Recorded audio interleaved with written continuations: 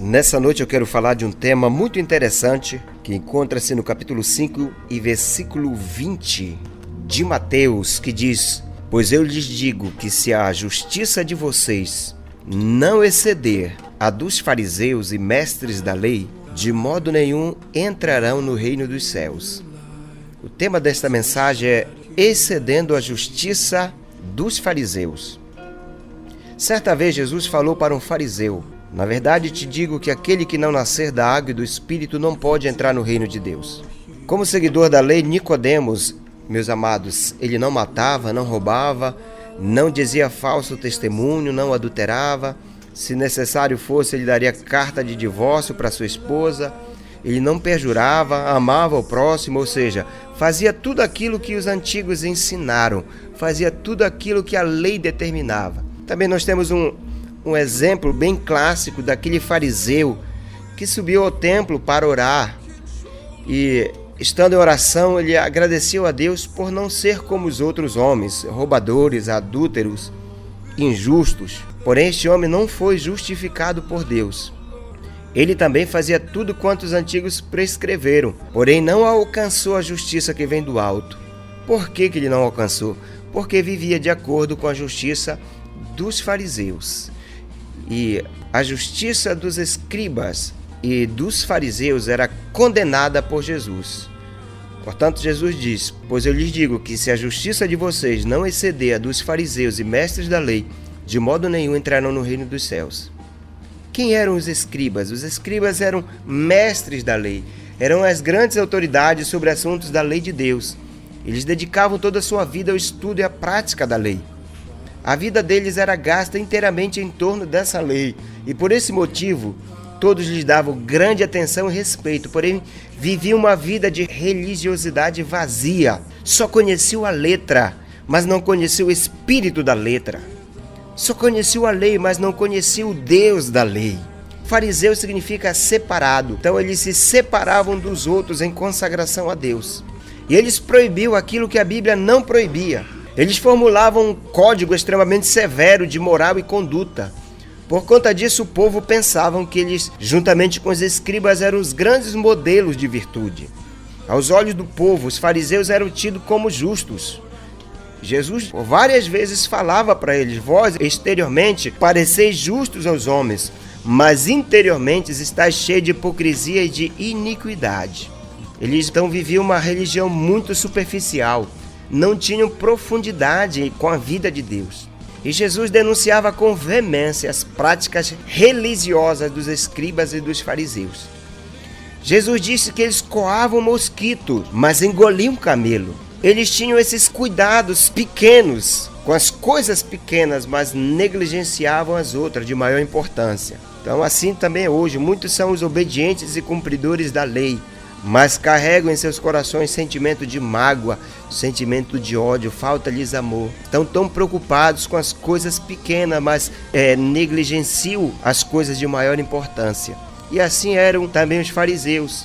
Então Jesus disse: a justiça de vocês não exceder. O que é que significa exceder? Exceder significa ir além, significa ultrapassar. Ou seja, se vocês não fizerem melhor, se não estiverem no nível mais elevado do que os fariseus, vocês não entrarão no reino dos céus. Quer dizer que você é capaz de fazer mais do que você tinha proposto, ou seja, aquilo que era suposto que você fizesse. Então essa palavra tem um significado profético extraordinário, porque todo o sermão da montanha se resume na capacidade de exceder. E como exceder, pastor? Qual é a capacidade de exceder? Jesus diz no versículo 38, Ouviste que foi dito, olho por olho, dente por dente. Eu, porém, vos digo, não resistais ao perverso, mas a qualquer que te ferir na face direita, volta-te também a outra. E ao que quer demandar contigo e tirar-te a túnica, deixa-lhe também a capa. Se alguém te obrigar a andar 1 milha, vai com ele 2. Dá a quem te pede, e não voltes as costas ao que deseja que lhe emprestes. Então esta é a capacidade de exceder. Jesus diz: vistes o que foi dito, olho por olho, dente por dente. Então essa é uma política muito difícil, porque quando a pessoa atua no olho por olho, no dente por dente, ela não excede, ela fica só no nível do olho por olho, do dente por dente. Se ele fere o meu olho, eu firo dele. É a política do bateu, levou. Ele me ofendeu, eu também ofendi a ele. Ele me pisou, também pisei. Ele me provocou, também provoquei ele. Então essa é uma política muito ruim, porque ambos ficam cegos e banguelos. Porque furou o olho, teve o troco. Teve o dente quebrado, recebeu o troco. Então Jesus está nos ensinando o meio da pessoa ficar com o dente e continuar vendo. Ele está ensinando sobre a pessoa reagente, ou seja, pessoa reativa, aquela que reage. Jesus estava dizendo, até aqui vocês aprenderam a reagir, mas também a perder dente e ficar cego. Ele está ensinando e ajudando os discípulos a mudarem e continuarem com saúde. Jesus quer discípulos inteiros. Jesus quer discípulos inteiros. E o reino dos céus está exatamente depois da segunda milha. Jesus fala sobre a segunda milha. Se alguém te obrigar a andar uma milha, vai com ele 2. O que é isso? É a segunda milha. A justiça dos escribas é que eles viviam da escrita, da letra, mas não praticavam. E os fariseus viviam de aparência, mas também não viviam o que diziam. E Jesus está dizendo aqui que se a nossa justiça não for além da dos escribas, que conhecem a letra, vivem falando e ensinando, mas não vivem o que falam e ensinam, então a nossa justiça ficará igual a deles, e de modo nenhum entrarei no reino dos céus. O reino dos céus está depois de você exceder. Se você excede, você chega no reino dos céus. Alguém age, você reage. Mas o homem e a mulher de Deus não reagem. O homem e a mulher de Deus agem. Somos cabeças e não cauda. A cabeça comanda e a cauda reage. Se você vive em função da cauda, você só vive reagindo. Só o líder que nasceu para ser líder age. Quem nasceu para ser cauda reage. E a reação da cauda é olho por olho e dente por dente. Um exemplo bem claro de ação e de reação. O tempo está feio, vai chover, então não vou para o culto. Estou cansado. Qual é a reação? Vou ficar em casa descansando. Olha aí a ação. Fulano não falou comigo. Qual é a reação? Vou ficar emburrado. Ação. As pessoas são falsas. Olha como é que a pessoa reage. Eu também vou ser. Então há uma ação e uma reação. A cauda sempre reagindo. Meu querido, se Satanás descobrir que você é um reacionário, que você não é um atuante, que você não é uma pessoa que age, mas reage, ele constantemente vai estar atacando a sua vida. Jesus disse, quem te bater a face, ou seja, quem pleitear contigo, quem obrigar você a caminhar uma milha, exceda, caminhe 2, dê outra face. A lei romana dava a prerrogativa para os soldados convocar algum judeu para carregar a sua armadura, para carregar as suas armas. E o judeu era obrigado, ou qualquer povo conquistado, era obrigado pela lei romana a carregar as cargas do soldado romano por 1 milha. A obrigação dele era carregar somente 1 milha. E aí Jesus está dizendo, se alguém te pedir carregar 1 milha, exceda. Ande a segunda milha, porque a primeira milha é a milha do dever, é a milha da lei, de cumprir a lei, de cumprir o dever, de cumprir a obrigação. Quando você fizer isso, não espere reconhecimento, porque o seu dever, as regras existem para serem cumpridas. Você que trabalha, que tem um contrato trabalhista, você tem que cumprir com o seu dever, com suas obrigações trabalhistas, chegar no horário, atender bem os clientes. Então, cumprir o seu dever, as suas obrigações trabalhistas. E não espere reconhecimento, porque é o seu dever. E no contexto dessa passagem, Jesus está falando a respeito de coisas difíceis de fazer. Coisas que não somos obrigados naturalmente. Coisas que somente através do Espírito Santo de Deus podemos conquistar. Há coisas que nós só podemos conquistar com a ajuda do Espírito Santo de Deus. O domínio próprio, a paciência, a humildade de deixar nossos interesses de lado para abençoar outras vidas, ainda que nós tenhamos o direito de não fazer. Cumpra a primeira milha com fidelidade, com lealdade, porque a segunda milha é cumprida com a graça do Espírito de Deus. Aquilo que supostamente você não pode, Ele te capacita.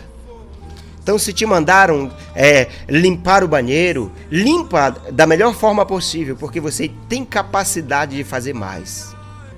Você precisa ter a excelência do exceder. Alguns anos atrás, eu passava um comercial do óleo Shell, que era o único que excedia o limite da troca. A igreja precisa da unção que excede o limite, a unção da longanimidade. Precisamos ser longânimos. Precisamos exceder. Precisamos ter a habilidade e capacidade para exceder. Seja uma pessoa que excede. Jesus disse: se alguém quiser tomar a tua túnica, entrega também a capa, porque você ainda tem uma capa para dar. Se alguém quiser bater na sua face direita, você ainda tem a esquerda para dar, para ser batida. Se alguém quiser que você caminhe uma milha, você tem capacidade para caminhar mais uma, porque você tem a graça de Deus em sua vida. Jesus está falando para os discípulos que eles não tinham somente que conhecer a palavra, mas aplicá-la diariamente em suas vidas. Que assim como os fariseus viviam de aparência, os discípulos não tinham que viver de aparência, mas serem verdadeiramente filhos de Deus. Então seja um servo que excede, caminhe a segunda milha. E a segunda milha é aquela que não pediram para você andar, mas porque você é leal, você é fiel, você levará a carga. Como andar a segunda milha? Por exemplo, se você vê o irmão que não está indo mais para a igreja, vá atrás dele. Aí a pessoa pode dizer: mas ele não é da minha célula, ele não é do meu GA, quem tem que ir atrás dele é o líder dele, é o pastor. Meu querido, vá, porque essa é a sua segunda milha. Faça aquilo que não pediram para você, porque aquilo que pediram para você fazer é muito fácil, é a sua primeira milha, é o seu dever. Então, ande a segunda milha. Seja um servo que excede. Porque se você fizer somente aquilo que é para você fazer, somente aquilo que te mandam, você é um servo inútil. Você sabe para onde vai o servo inútil? Jesus disse que o servo inútil, ele deve ser lançado no inferno. Servo inútil é aquele que só faz aquilo que lhe é mandado. Seja útil, exceda, vá além.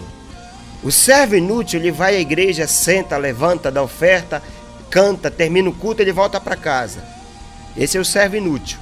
O servo útil, ele faz tudo isso. Mas a diferença é que ele trabalha, ele faz discípulos, ele vai atrás, ele lidera GA, ele lidera grupo pequeno, ele lidera célula, ele ajuda a cuidar dos outros, ele ajuda os outros em diversas tarefas, é obediente, é leal. E quando ele vê que tem alguma coisa para ser feita, não precisa mandar ele fazer, porque ele mesmo faz. Esse é o servo útil, esse é o servo que excede. Então precisamos ser servos que excedem.